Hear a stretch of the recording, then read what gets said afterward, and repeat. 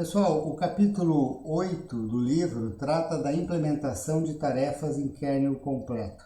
E no final do capítulo nós temos algumas questões. Esse vídeo trata das questões 1, 2 e 3.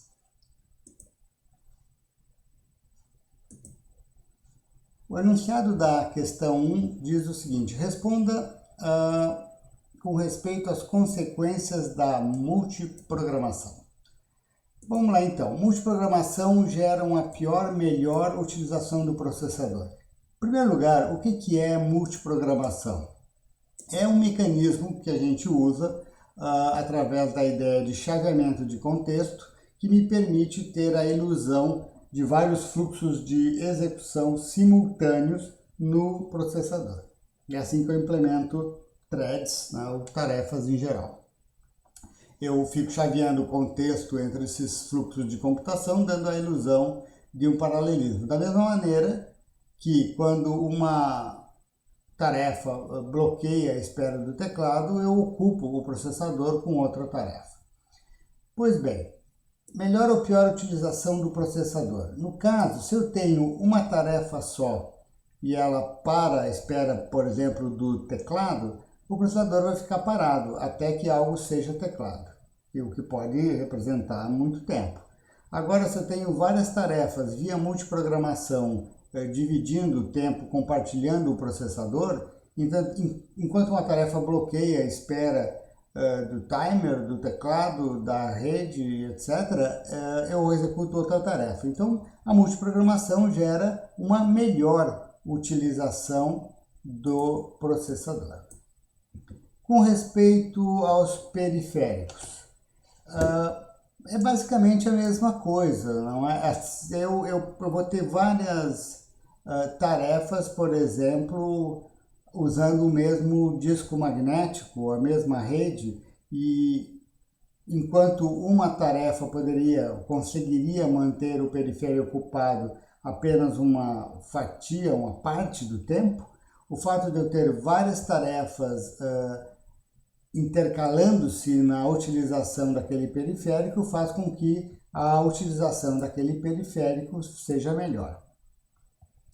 Multiprogramação gera maior necessidade de memória. Pois bem, a ideia da multiprogramação é executarmos várias tarefas ou vários programas simultaneamente. E para que eu consiga fazer o chaveamento de contexto entre eles rapidamente, eu preciso que todos estejam na memória ao mesmo tempo. Desta maneira, é natural esperar que em multiprogramação eu tenha uma maior necessidade de memória para ter todas as tarefas prontas para execução a cada momento. Por fim, multiprogramação gera uma menor necessidade de hardware de proteção. Se eu tenho uma tarefa só no computador, ela é dona de tudo e eu não preciso isolar processos ou isolar usuários ou isolar tarefas, porque, enfim, é uma só, então ela pode fazer o que quiser naquele computador. No momento em que eu tenho vários processos pertencentes a diferentes usuários, eu naturalmente vou querer impedir que um programa, um processo destrua ou corrompa a execução de um outro processo potencialmente pertencente a um outro usuário. Então é natural que multiprogramação, como uma regra geral, gere uma maior necessidade de hardware de proteção.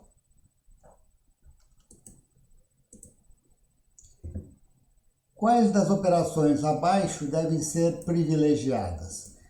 Uma operação privilegiada é uma operação que eu não posso executar como usuário comum, ou como processo, uma tarefa comum.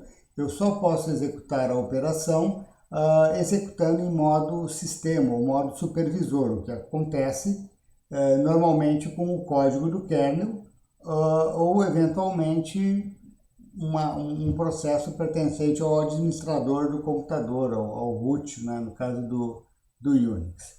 Então, toda operação perigosa ela deve ser privilegiada para que um processo de usuário comum não possa executar e o obrigue a chamar, a invocar o kernel para fazer tal operação, dando chance ao kernel de verificar se aquele processo daquele usuário pode realmente fazer o que ele está tentando fazer. Então vamos lá, desabilitar interrupções. Desabilitar interrupções é uma operação perigosa que deve ser privilegiada, porque na verdade, se eu desabilito interrupções no computador, eu, de certa forma, desligo os mecanismos de proteção, as interrupções que vão alertar o sistema sobre as operações ilegais e etc. Então, ou mesmo atividades externas ao computador. Então, desabilitar interrupções é sempre uma instrução privilegiada.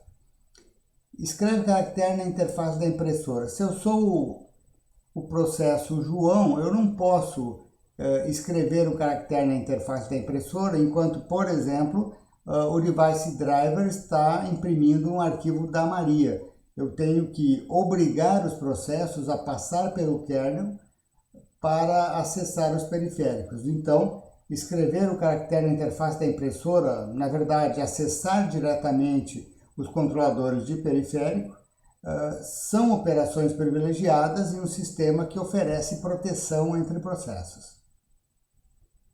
Desligar o temporizador. O temporizador é o que impede de um programa em loop infinito travar a máquina, né? O temporizador gera uma interrupção de tempos em tempos e aciona o escalonador, o qual verifica o tempo que o processo, a thread no caso, está executando e pode, por exemplo, dar uma chance para outras tarefas executarem também, como, por exemplo, através de fatias de tempo. Então, desligar o temporizador é uma operação privilegiada em um sistema que oferece proteção entre processos.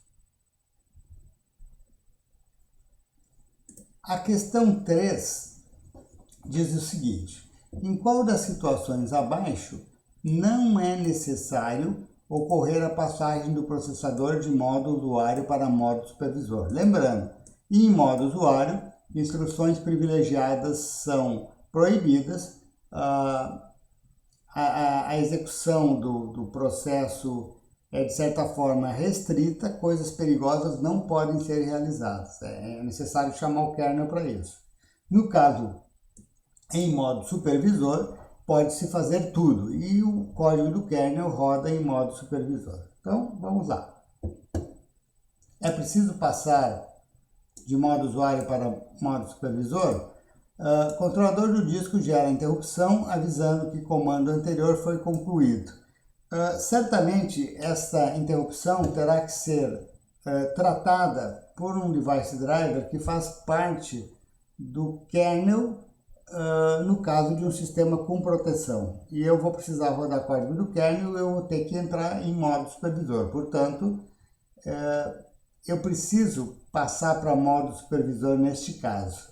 E o item, a opção A, então, é falsa. Processo faz uma chamada de sistema. O código da chamada de sistema é um código de kernel, o qual tipicamente precisa realizar operações perigosas para atender o read, o sleep, etc., a chamada de sistema. Portanto, também tipicamente uma chamada de sistema fará com que o sistema passe para modo supervisor. Processo chama uma rotina da biblioteca da linguagem. O meu programa em C, por exemplo, chama rotinas da biblioteca da linguagem. O código da linguagem,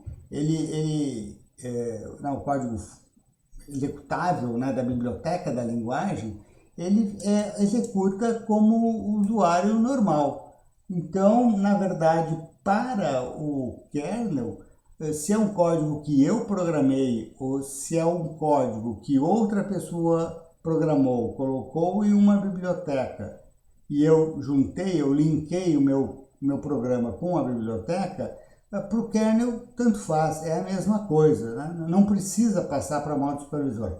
É claro que, se dentro desse código da biblioteca nós tivermos uma chamada de sistema, aí sim, a chamada de sistema fará no processo de atendimento à chamada de sistema, este hardware operar em modo supervisor. Porém, o simples fato de chamar um printf ou uma rotina qualquer da biblioteca, não requer, né, não dispara a passagem para modo supervisor. Portanto, a opção C é a opção correta.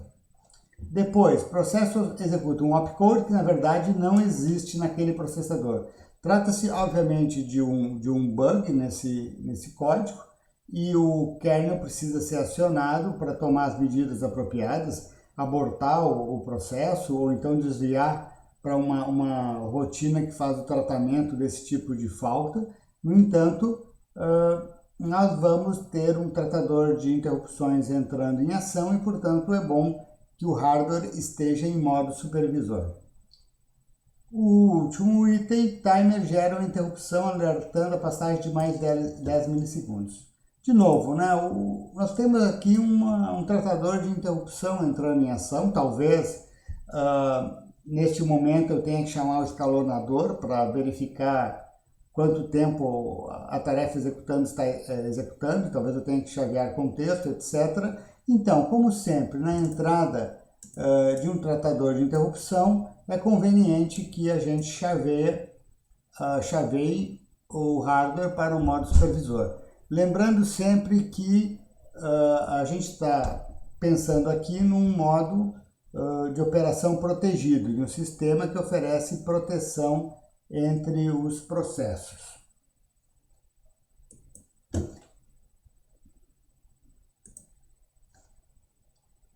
Com isto, nós vimos aqui as questões 1, 2 e 3 do capítulo 8.